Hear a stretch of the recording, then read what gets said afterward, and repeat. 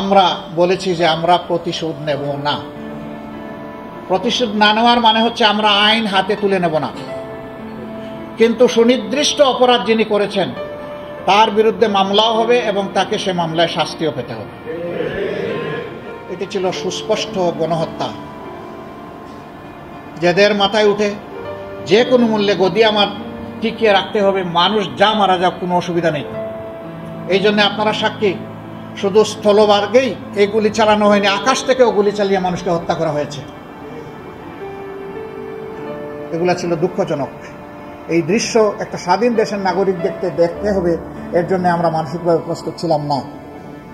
আবার বিভিন্ন সময় ইন্টারনেট সেবা টোটালি বন্ধ করে দিয়ে সেখানে যাদেরকে হত্যা করা হয়েছে তাদের লাশ গুম করা হয়েছে। সর্বশেষ আপনারা দেখেছেন আশুলিয়ার ঘটনা, সেখানে ট্রাকের উপরে লাশের স্তূপ, তারপরে ধরিয়ে দেওয়া হয়েছে আগুন। আমরা কোন সভ্যতায় বসবাস করছি? এই সমস্ত গণহত্যা যারাই সংগঠিত করেছে তাদেরকে অবশ্যই আমরা সরকারের কাছে দাবি জানাবো, অবশ্যই তাদেরকে বিচারের এবং আইনের আওতায় আনতেই হবে। এই গণহত্যা ক্ষমা করার কারো অধিকার নেই।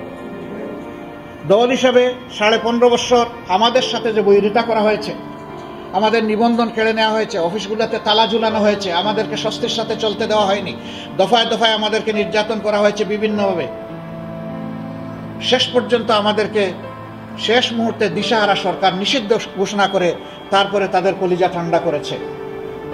আমরা বলেছি যে আমরা প্রতিশোধ নেব না। প্রতিশোধ না নেওয়ার মানে হচ্ছে আমরা আইন হাতে তুলে নেব না, কিন্তু সুনির্দিষ্ট অপরাধ যিনি করেছেন তার বিরুদ্ধে মামলাও হবে এবং তাকে সে মামলায় শাস্তিও পেতে হবে। গণহত্যার বিচার করতে হবে, আবার 15.5 বছর ধরে যে সমস্ত অপরাধ করা হয়েছে সেইটারও বিচার করতে হবে।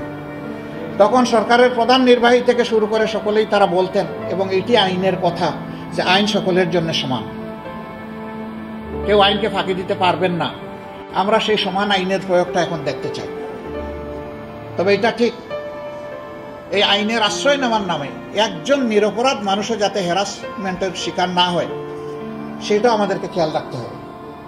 আমরা আমাদের সংগঠনের প্রতি আহ্বান জানিয়েছি যে ক্ষতিগ্রস্ত যারাই মামলা করবেন, আইনের আশ্রয় নেবেন, কোনো মানুষের উপর যাতে বেইনসাফি না হয় সেই দিকে তীক্ষ্ণভাবে দৃষ্টি রাখতে হবে।